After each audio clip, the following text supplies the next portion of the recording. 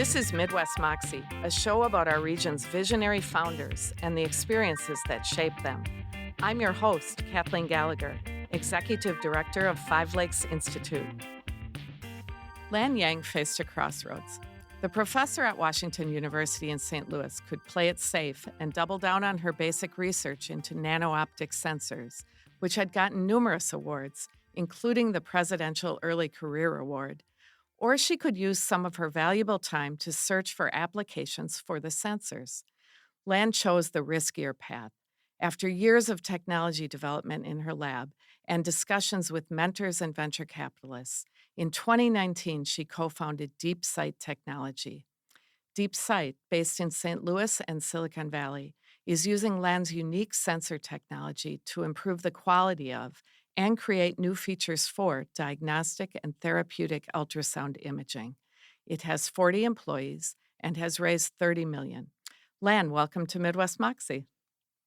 Kathleen, it's great to be here today. When you had just turned 14, you went on a hunger strike to convince your mother to let you go to the more academic high school in your town, rather than a technical secondary school that prepared students for immediate employment in industry. Fortunately, this hunger strike only lasted a day. You won, then had a similar battle over your desire to go to the top-ranked University of Science and Technology of China. Tell us about that battle. So that's a very interesting question because looking back, I found that many decisions made by myself actually was deeply influenced by my childhood experience. I grew up in a small town with population fewer than 100,000 people.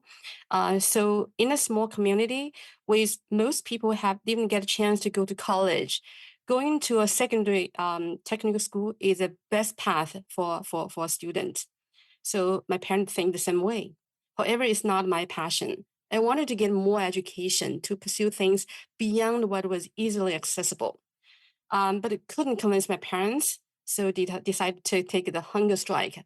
Um, that is a way to show my determination, to tell them I want to follow my dream and my passion. In the end, I won.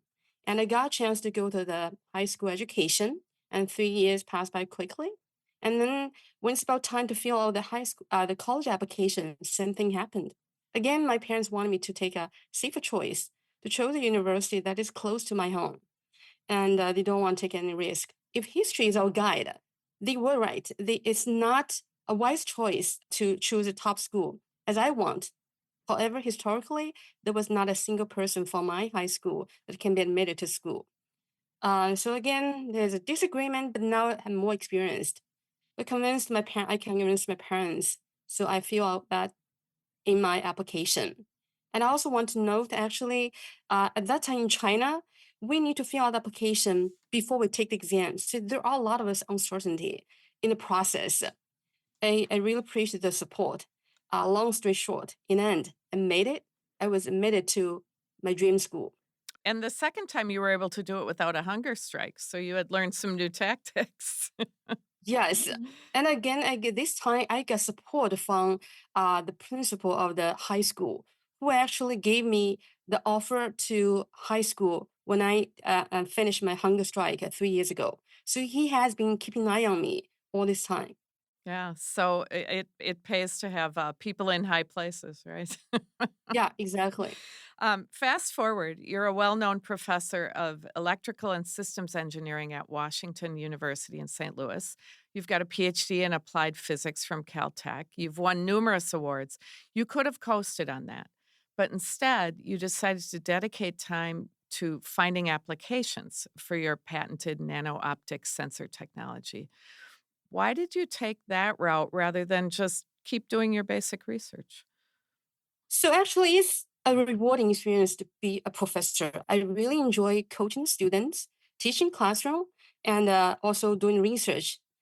On the other hand, I wanted to have a chance to influence more people because, in my view, no one is island. We're a community. I want to do more things beyond academic world. And that is related to the question I need to think of. Translate the science we found in the lab and turn it out into a tangible products to provide solution to real problems.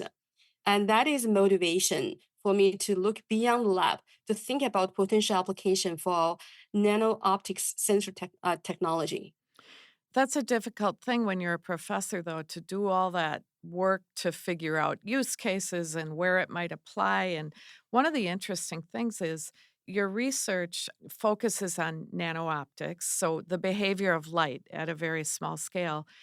The application you finally landed on after all this work was ultrasound, which uses sound waves to get information from patients' bodies. What made you even have the idea to apply your research into light to sound? Although it seems like straightforward decision nowadays, but looking back, the conclusion was not easy decision. It was based on years of hard work.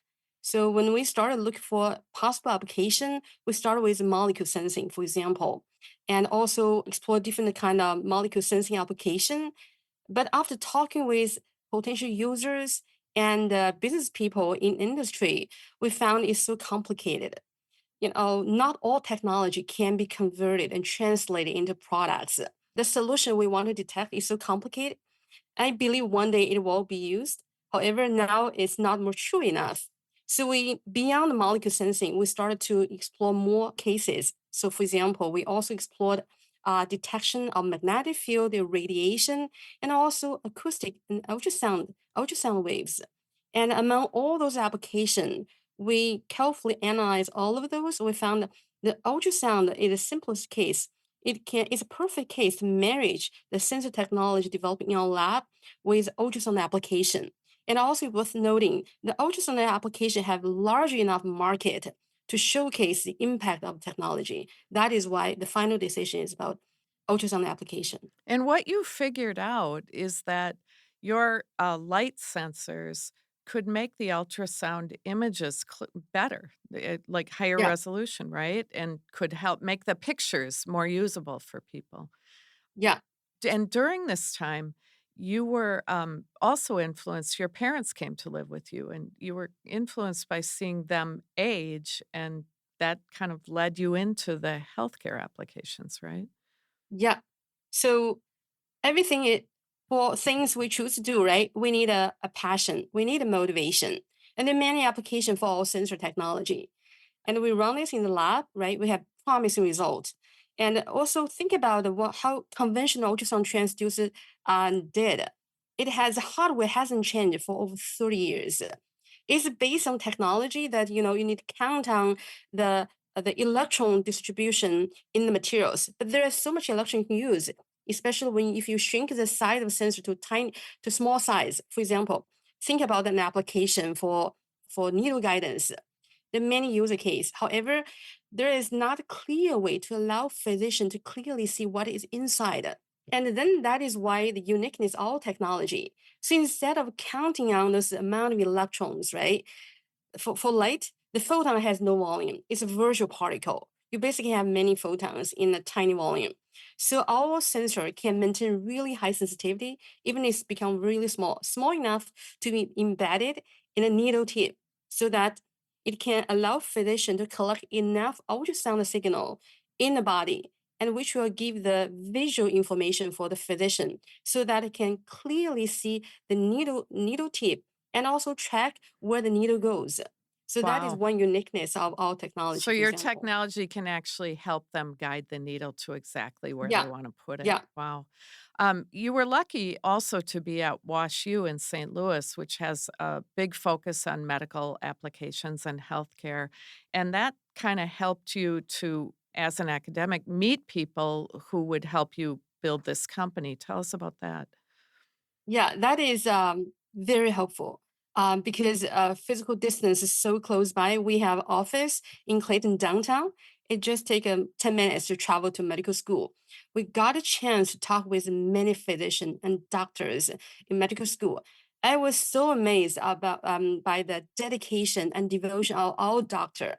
They when we introduced the technology to them, we invited them to our Clayton office, let them play with this, for example, tool guidance and explain the feature to them. And sometimes they even provide idea to us. So now actually we are in the process of defining some medical procedure with the doctor at WashU Medical School. Wow. It's a really rewarding process. We truly hope we can put these tools in physicians' hand as early as possible. And you met your co-founders, the kind of the business side of the business. You're the chief technology officer. You met your co-founders through some connections at WashU as well, right? Yes, that shows importance of network.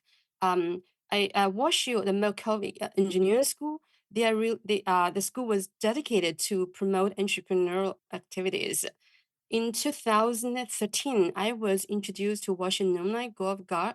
He himself is a VC, has his own VC firm in Silicon Valley. Ever since I knew him, whenever he was in town, he came to my office talking to me about potential application for technology. And occasionally he brought people from Silicon Valley to meet me. And it became like a routine for me meeting with him. In 2018, he brought two gentlemen, Nadia and Anand, who later became the co-founder of the company. So my CEO was brought to me by the VC. You know, you're in the unique position of being both an inventor and an entrepreneur. I bet you've learned lots of lessons from this whole journey. Tell us about a challenge you've had and how you learned from it. Yeah, I think the challenges are different at different stage. Before we started the company, the challenge is to find the large enough market for the application, the kind of application that will can have sufficient amount of impact to showcase uniqueness of technology, and we overcome that challenges. Once we had the company, then the tech challenge is to think about how to translate the prototype into products. That's another thing.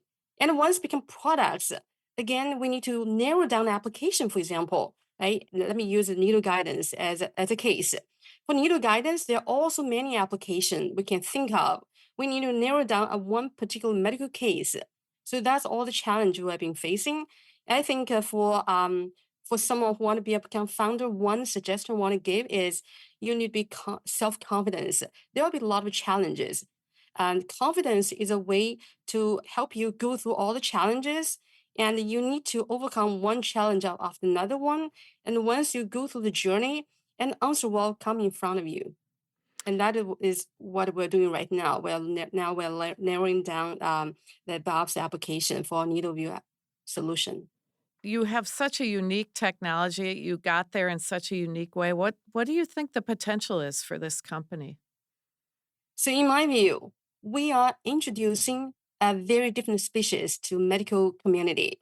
No one has used this technology, light technology for ultrasound detection. And ultrasound, as we know, they are most accessible tools, medical tool for imaging in healthcare system. And so it will be challenging, but sometimes the challenges means opportunity. Introducing disruptive technology means the different potential for us. First, we can partner with current player in the community to make their system even better.